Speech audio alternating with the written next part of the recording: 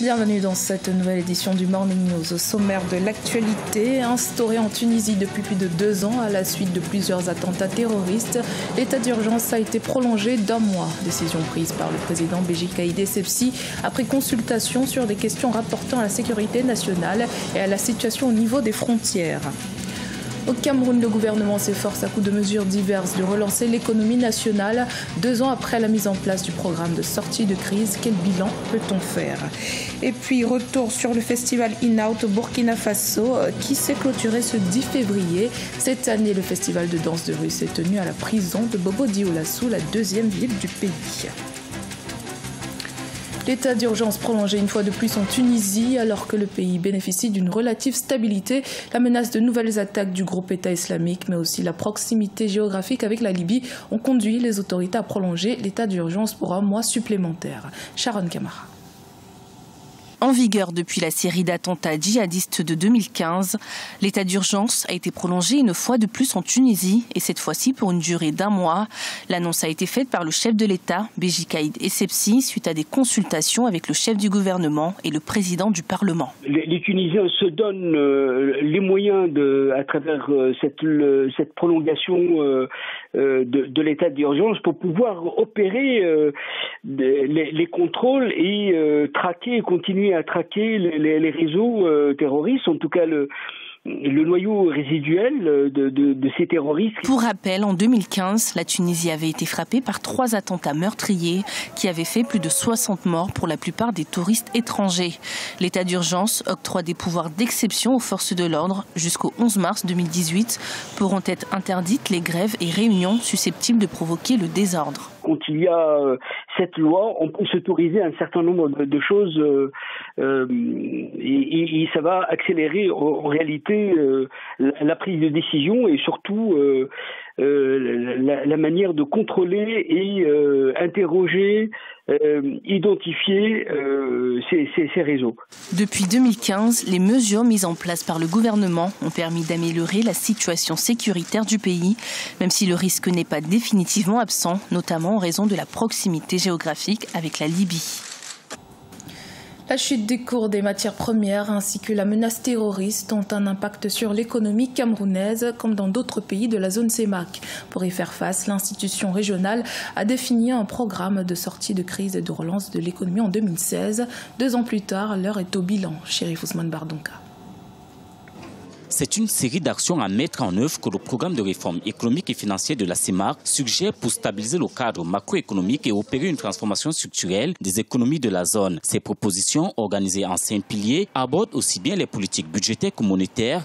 Elles insistent également sur l'amélioration du climat des affaires, la diversification de l'économie et le renforcement de l'intégration régionale pour une sortie de crise. Si vous avez vu les budgets de nos États cette fois-ci, la part réservée aux aspects sociaux, à l'éducation, à la santé, aux femmes, a été remise en hausse. Plus loin, on est allé plus loin. On est allé plus loin en ce qui concerne la qualité de la dépense. On est allé plus loin en ce qui concerne la commande publique. Améliorer les délais de commande publique. Faire en sorte que le budget ne soit pas exécuté et que le marché vienne à la fin. Afin d'atteindre les objectifs consignés dans le programme avec le FMI visant notamment à rétablir la viabilité budgétaire et à jeter les bases de la relance d'une croissance durable et équitable, la CEMAC a exhorté les autorités camerounaises à améliorer la qualité de la dépense publique à travers une bonne sélectivité de projets d'investissement public destinés à soutenir la croissance. Assainir davantage le secteur des sociétés et entreprises publiques est également envisagé. Il faut ensuite que nous arrivions à améliorer la qualité de la dépense publique chez nous et que nous l'orientons vers les secteurs sociaux. Comment? Ce n'est pas de la théorie. En prenant les budgets qui ont été adoptés pour 2018 dans nos différents États et en voyant en quoi et à quoi ces budgets-là répondent aux objectifs du PREP CEMAC. Le Cameroun pourrait réaliser 4,2% de croissance de son PIB en 2018, d'après les perspectives du FMI. Le pays a conclu un programme triennal de facilité élargie de crédit avec l'institution de Bretton Woods, ce qui lui a permis de bénéficier d'un appui financier de 450 milliards de francs CFA, dont 390 milliards en juin 2017 et près de 60 milliards en décembre 2017. Pour atteindre les objectifs escomptés, les experts recommandent rigueur budgétaire et élargissement de l'assiette fiscale hors pétrole, entre autres. Au Rwanda, la population de gorilles des montagnes a doublé depuis les années 1970. D'anciens braconniers se sont reconvertis en guides. Derrière ce succès, une organisation méticuleuse, exemple phare, le Parc national des volcans. Patricia Dubois. C'est au nord-ouest du Rwanda, au fin fond des luxuriantes forêts, que se cache l'un des plus puissants et des plus majestueux de tous les mammifères, le gorille des montagnes. Menacé d'extinction à cause de la guerre, du braconnage ou encore de la déforestation, certains primates ont pu trouver refuge au sein du Parc national des volcans pour qui le développement de l'écotourisme semble être l'une des solutions pour préserver cette espèce.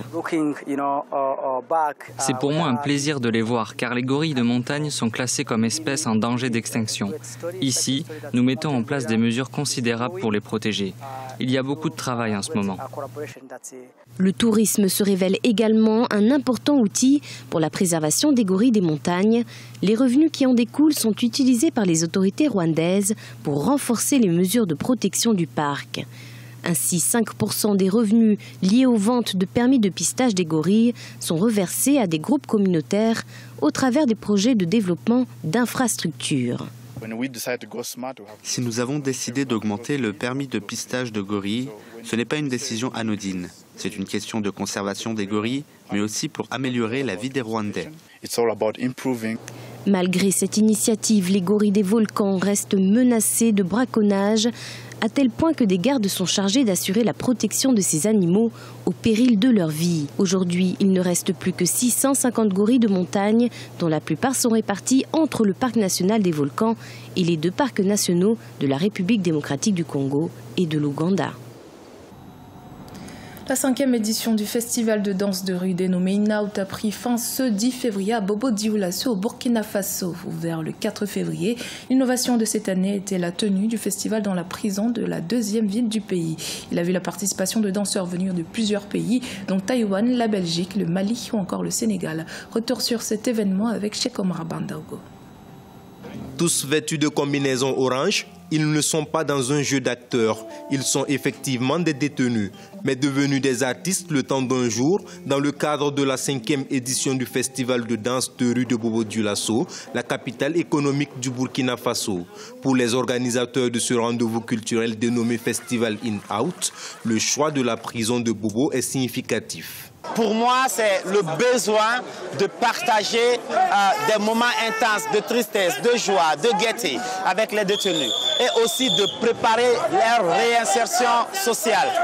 Pour moi, c'est très important qu'on prépare la réinsertion d'un détenu.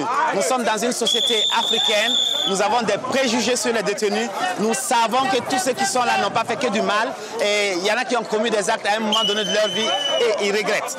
Voilà. Il y en a, c'est par erreur, ils sont là. Au-delà de cette intention de préparer les prisonniers à une future réinsertion, les organisateurs recherchent un effet immédiat. Permettre à ceux-ci de s'évader tout en restant entre les murs de la prison. Car pour Agibou Sanou, la danse permet de se libérer l'esprit. Ce festival est le bienvenu. Je pense que ça nous permet un peu de divertir les détenus. Je pense que ça les permet aussi d'oublier la prison. Voilà, et ça les permet aussi de s'épanouir. Voilà, ça permet aussi de voir autre chose. Voilà, sinon, ils sont là chaque jour assis. Voilà, ils ne voient pas des choses comme ça, aussi rares. Mais le festival In-Out, ce n'était pas qu'à la prison. C'était surtout dans les rues et aussi sur scène avec plusieurs représentations de différents pays, dont Taïwan, la Belgique, le Mali et le Sénégal. Au cours du festival, la compagnie burkinabé Tamaja Dance a présenté l'une des plus touchantes performances. Un spectacle mettant en scène la vente de migrants africains comme esclaves en Libye. J'ai été vendu pour une bouchée de pain. C'était le journal de la rédaction. Merci de votre fidélité. Dans un instant, une nouvelle édition de l'actualité sur Africa 24.